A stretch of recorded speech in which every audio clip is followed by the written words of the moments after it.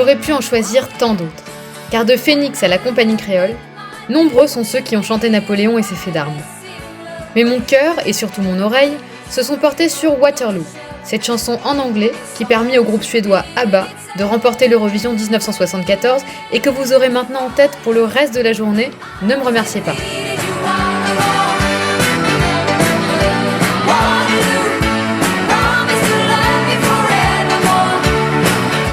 Mais revenons à notre Napoléon.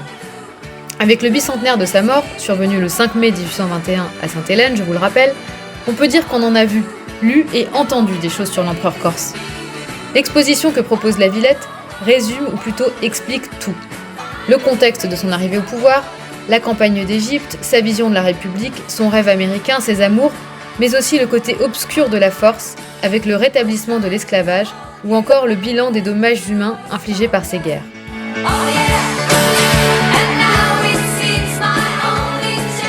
On déambule dans une succession de salles épurées, aux explications limpides, qui nous racontent la légende d'un des plus grands rois de la com de l'univers.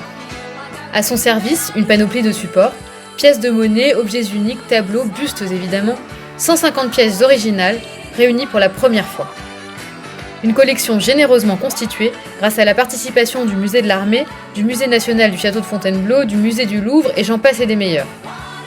La visite est extrêmement didactique et aussi bien pensée pour les grands que pour les petits, puisqu'un parcours sous forme de jeu leur est dédié. Côté dispositif numérique, La Villette a aussi mis le paquet.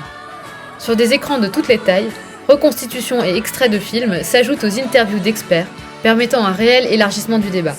Car, comme le rappelle le manifesto de l'exposition, que l'on soit pour ou contre, Napoléon reste un mythe.